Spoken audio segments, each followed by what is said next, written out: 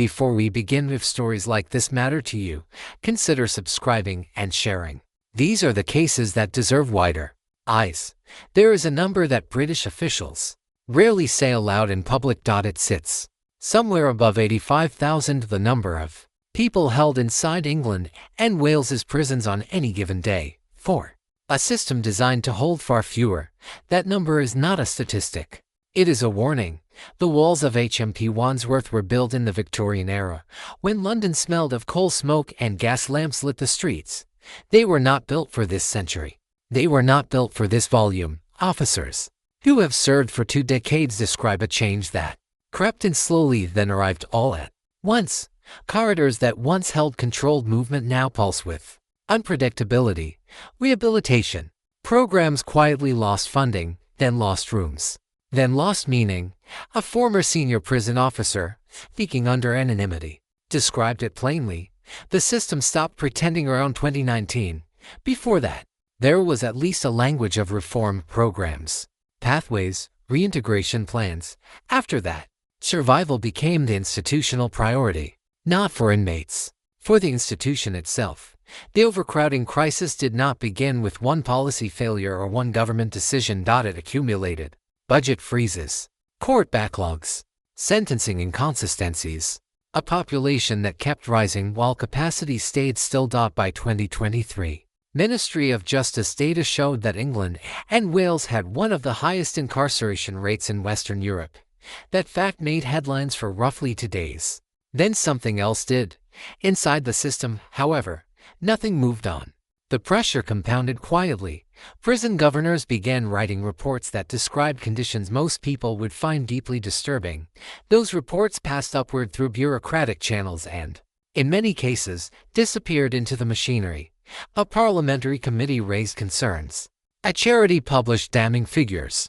An independent monitoring board flagged risks. The language was urgent. The responses were measured. The prisons kept filling.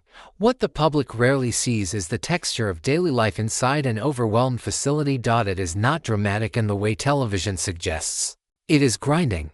It is institutional. It is profoundly human. A man waiting 18 months for a substance use program that never materializes. A woman held on remand, not yet convicted, sharing a cell built for one with a stranger. A young man who entered at 19. Surrounded by nothing that might redirect him. These are not dramatic stories. They are the ordinary stories that overcrowding produces at scale. In 2026, the UK government passed the Sentencing Act, a sweeping reform designed to ease the pressure. Courts would now be encouraged to suspend sentences of 12 months or less. Unless clear custodial reasons existed, judges were given expanded discretion to suspend terms of up to 3 years in certain cases.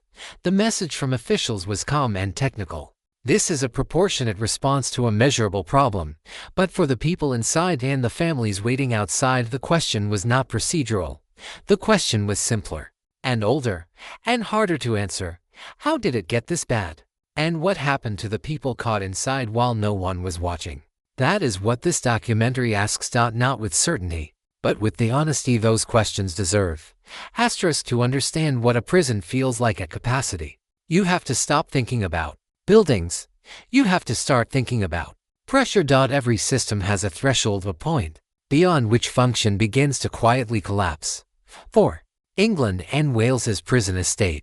Many who worked inside it say that threshold was crossed years before anyone formally acknowledged it. A custody sergeant who spent 14 years inside the system described his last posting as managing chaos with paperwork. Not his words exactly, but close enough to carry the meaning accurately.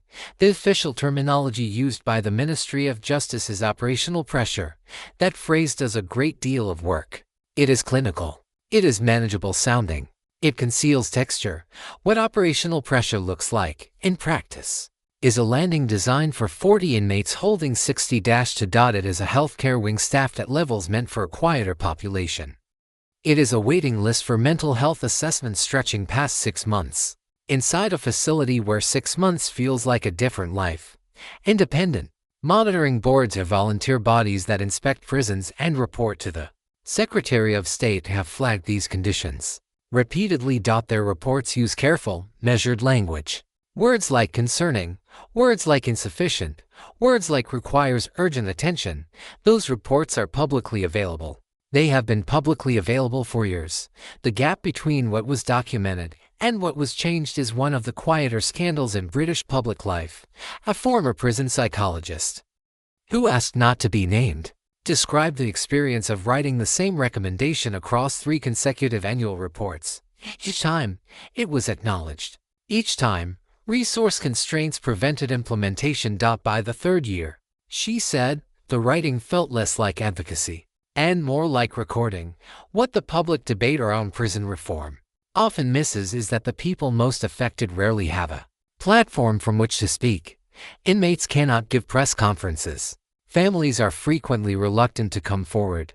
The voices that shape the narrative tend to belong to officials, commentators, and politicians, people whose relationship with the system is largely theoretical. Inside, the experience is something different entirely. Consider the structure of a day inside an overcrowded facility in the early 2020s.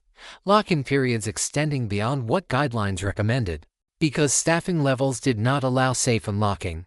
Association time, the brief daily window when inmates can move, interact, access phones cut short or canceled without explanation. Education classes oversubscribed to the point of meaninglessness. Vocational programs paused indefinitely. A prison reform trust report from 2023 noted that a significant proportion of inmates spent more than 22 hours per day in their cells. That figure is not an exaggeration deployed for dramatic effect.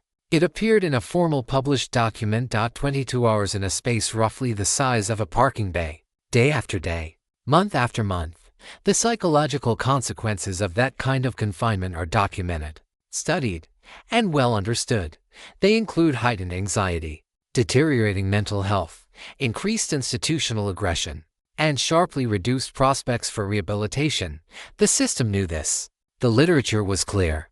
The evidence was not hidden. And still the cells filled. And still the hours mounted. The Sentencing Act 2026 was, in one reading, an admission of formal acknowledgement that the system had moved past the point of incremental adjustment.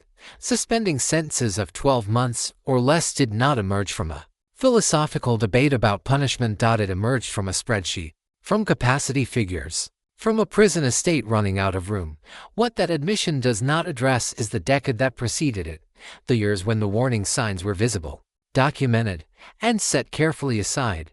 That is the chapter of this story that has not yet been fully told, and it begins, as so many institutional failures do, not with a single dramatic moment, but with a quiet decision made in a room most people will never see. Asterisk. There is a category of person inside the British prison system that the public debate almost never reaches. They have not been convicted of anything. They are waiting, on remand, held before trial, before verdict, before the law has formally decided anything about them. In a system under pressure, remand prisoners absorb a particular kind of institutional neglect. They occupy beds the system cannot spare. They wait for court dates the backlog keeps pushing further away. And they do so inside facilities designed, at least in theory, for sentenced offenders moving through structured programs. The court backlog in England and Wales reached record levels in the years following the pandemic. By late 2023, the Crown Court backlog had swollen past 60,000 outstanding cases. Each of those cases represents a person or several people suspended in legal uncertainty. Some waited 18 months. Some waited longer. During that wait, life outside continued. Jobs were lost. Tenancies ended. Children grew. Relationships fractured. A family support worker who spent years helping relatives of remand prisoners described the waiting as its own sentence, not her words. The words of a mother she had worked with, whose son spent 14 months on remand before his case was ultimately discontinued. 14 months. Then a letter. Then he came home to nothing recognizable. Inside the system, remand prisoners have fewer entitlements than sentenced inmates. They cannot always access the same education or employment programs. Their status makes long-term planning within the institution difficult. Since their release date is legally unknowable, they exist in a kind of suspended institutional present, too uncertain to plan for, too real to dismiss.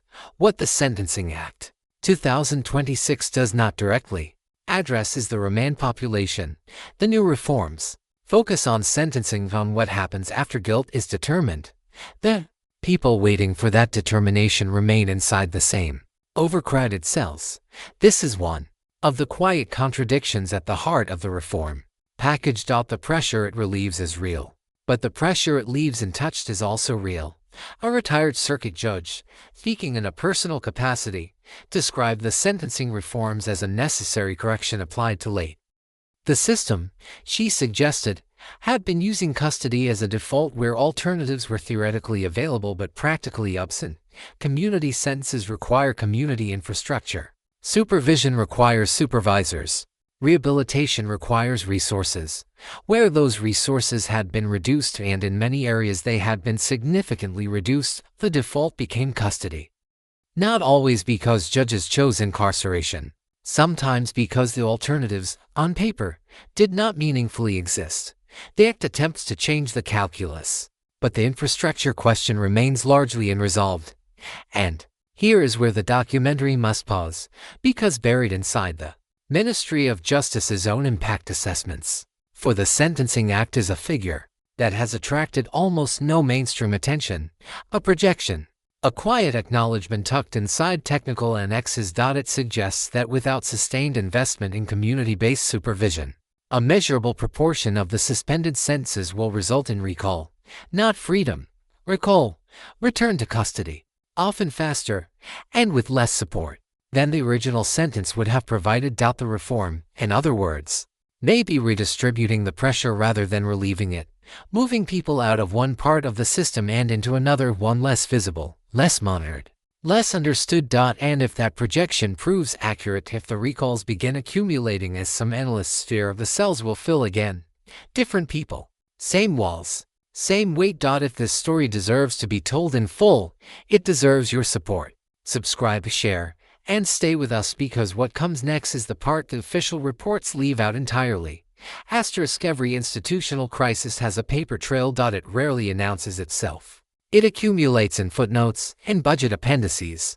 In quietly revised policy guidance, the story of how England and Wales reached a prison population beyond all sustainable limits is, in part, a story about documents written, circulated, acknowledged, and then outlasted by the conditions they described. The Prison Reform Trust has been publishing data on the state of the system for decades. Its reports do not use dramatic language.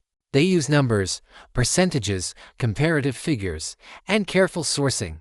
And across those decades, the trajectory in those numbers moves consistently in one direction: rising population, falling resource per head, shrinking program availability, widening gaps in mental health provision. A senior researcher at a penal reform organization described the experience of watching those numbers compound year after year.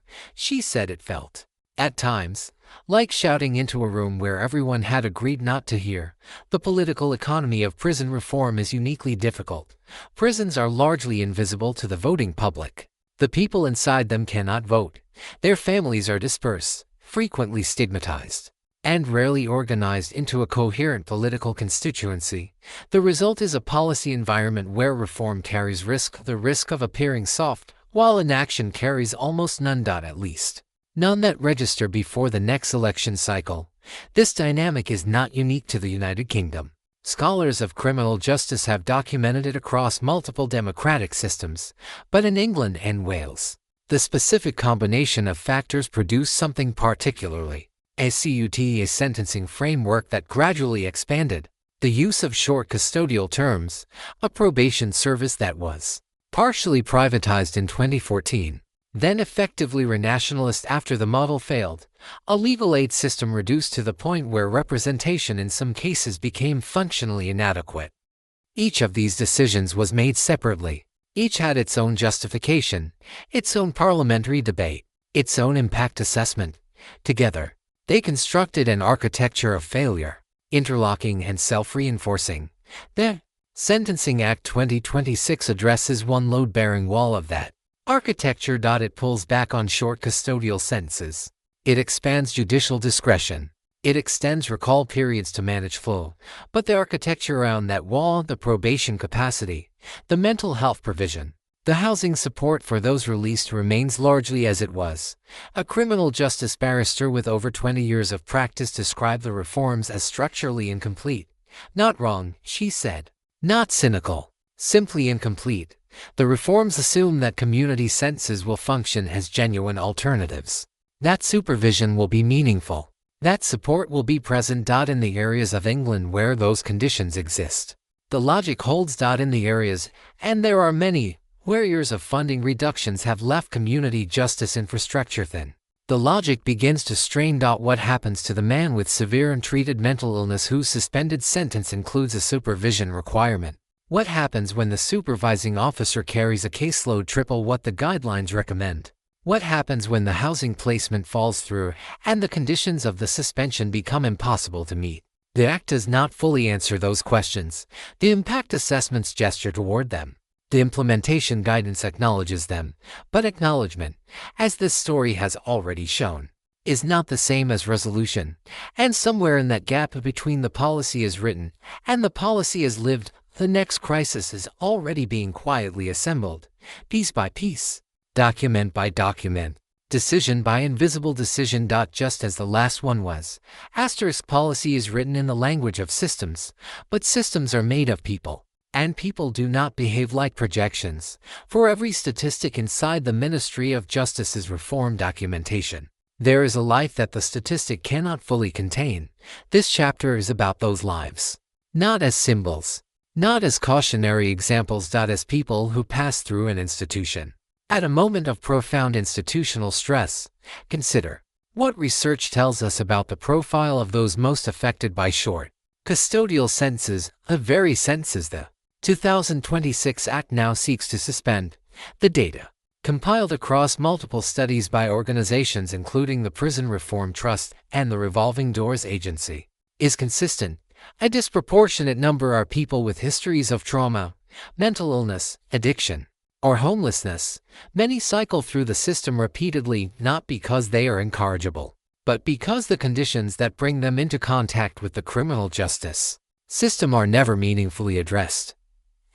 Criminologists whose research focuses on repeat short sentence prisoners describe this group with a phrase that has stayed with researchers in the field. She called them the people the system meets but never knows. They arrive. They are processed. They are held.